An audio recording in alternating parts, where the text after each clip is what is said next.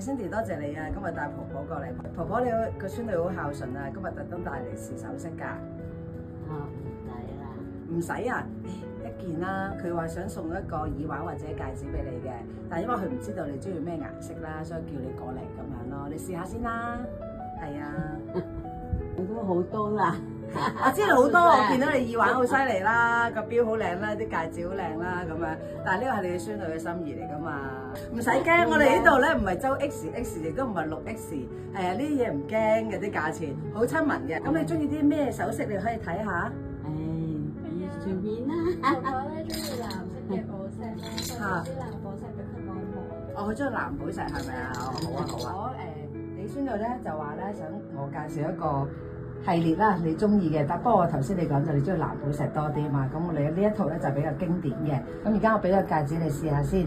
婆婆，你呢隻手出嚟啊！你平時戴開邊隻手㗎？哦，呢隻手。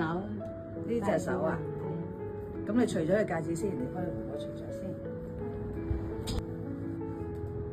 O 唔 OK 㗎？哇，好靚喎！係啊，係啊，呢一個咧係好貴啊！誒唔貴啊，你唔好成日講貴啦，婆婆，你嘅孫女賺到錢，而家送嘢俾你啊，唔好講貴呢字，我哋唔貴嘅呢度啲嘢。呢個係2卡嘅藍寶石啦，係培育藍寶石嚟嘅。咁其實而家培育嘅藍寶石啦，同埋天然嘅藍寶石其實都係一樣嘅啦。咁我哋仲有個耳環啦，婆婆可以試埋個耳環啦。同婆婆除咗個耳環先啦。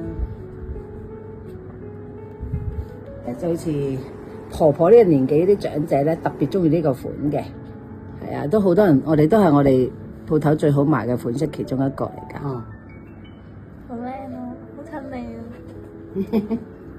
睇下，嚟睇下，哇，好靚啊！係咪好靚啊？好靚，好靚。係啊，係啊，係啊，哦，一套你睇一睇一套，好開心喎！